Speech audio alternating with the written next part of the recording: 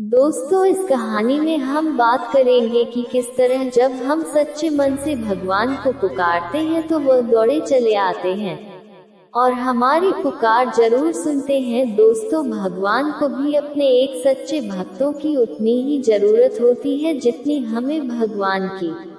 तो आज मैं आपको बताऊंगी कि अगर आपके जीवन में किसी चीज का अभाव है तो उसकी जगह भगवान का भाव प्रकट करके आप जीवन से उसकी कमी दूर कर सकते हैं और आपकी परेशानी बहुत जल्दी माफ हो जाएगी।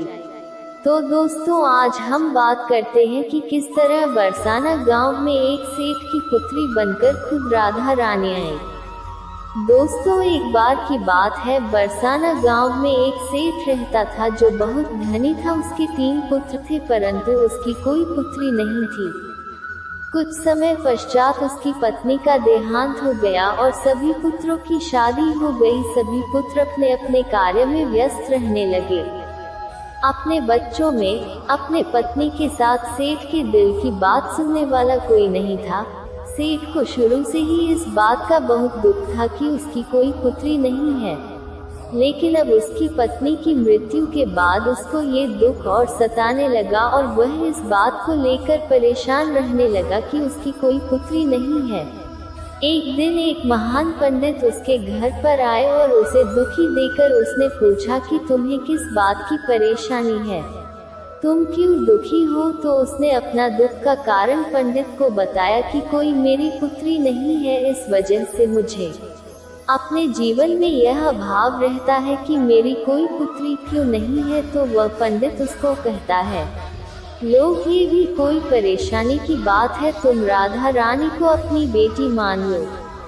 हमारे जीवन में जिस चीज की कमी होती है उसको भगवान ही पूरा कर सकते हैं। परेशान होने से क्या होगा, तुम राधा रानी को अपनी बेटी मानो और उससे अपने दिल की बात किया करो, देखना तुम्हें यह भाव कभी नहीं सताएगा। सेठ को पंडित की यह बात अच्छी लगती है और वह ऐसा ही करता है। राधा रानी की मूर्ति लेकर आता है और प्रतिदिन भोजन करने से पहले राधा रानी को भोग लगाता है, फिर स्वयं भोजन करता है और सोने से पहले राधा रानी के साथ खूब बातचीत करता है।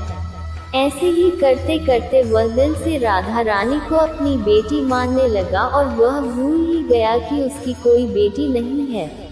उसे इस बात का आभास होने लगा कि उसकी पुत्री सच में है और वह बहुत दिल से उसे अपनी पुत्री मानने लगा। जब तक वह बात न करता, उसे भोजन न खिलाता, उसका मन नहीं लगता और जब वह बात करता तो उसके मन को बहुत संतुष्टि मिलती, जैसे उसे पता नहीं क्या मिल गया हो।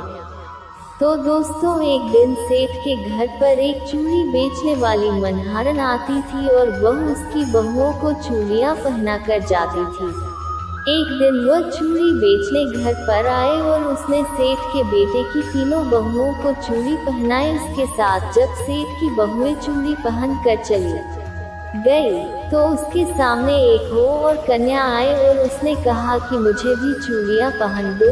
चूड़ी वाली ने सोचा कि शायद सेठ के घर पर कोई मेहमान आए होगी, तो उसने उसको भी चूड़ी पहना दी। उसके बाद वह चूड़ी वाली सेठ से पैसे मांगने सेठ की दुकान पर पहुंची और बोली कि चूड़ी के पैसे दे दो, और उसने पहले से अधिक पैसे मांगे तो सेठ ने कहा कि तुमने चूड़ी का दाम बढ़ा दिया है क्या।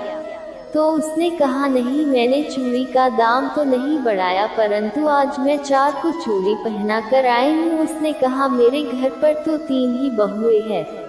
तो उसने कहा, नहीं, मैंने आज 4 को चूड़ी पहनाई है। सेठ ने कहा कि तुमसे कोई गलती हुई है, मेरे घर पर तो चूड़ी पहनने के लिए मेरी सिर्फ 3 बहू है।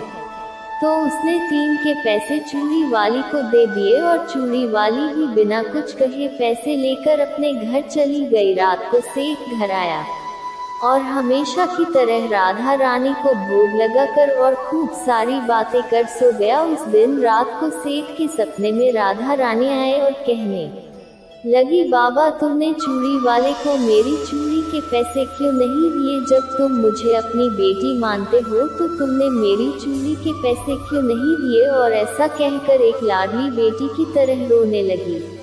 ये सब देखकर सेठ की आंख खुल गई और वह भी रोने लगा। जब सुबह हुई तो वह चूड़ी वाली के घर गया और बहुत सारी स्वर्ण मुद्राएं उसके पैरों में रख दी और को तड़प रहा हूँ और तुमने एक बार में ही उनके दर्शन कर लिए, यह बोलकर रोने लगा और बोला कि तुम्हें चूड़ी का जो भी दाम चाहिए मुझसे मांग लो। ये सुनकर मनहरन की आंखों में भी आंसू आ गए और उसने मन में सोचा, जब मुझे खुद राधा रानी के ही दर्शन हो गए हैं तो इससे ज्यादा मुझे और क्या चाहिए। और उसने सेठ के सामने हाथ जोड़कर कहा कि तुम्हारी वजह से मुझे राधा रानी के दर्शन हुए हैं, जिससे मेरा ये जीवन सफल हो गया, मुझे कुछ नहीं चाहिए। तो दोस्तों देखा कि जब हम भगवान को दिल से पुकारते हैं, उनकी पूजा अर्चना करते हैं तो वह कैसे हमारे पास दौड़े चले आते हैं।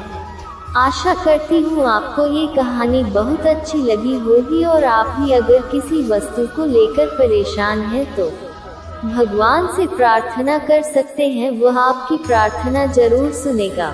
अगर यह कहानी आपको अच्छी लगी हो तो नीचे कमेंट बॉक्स में जरूर बताना।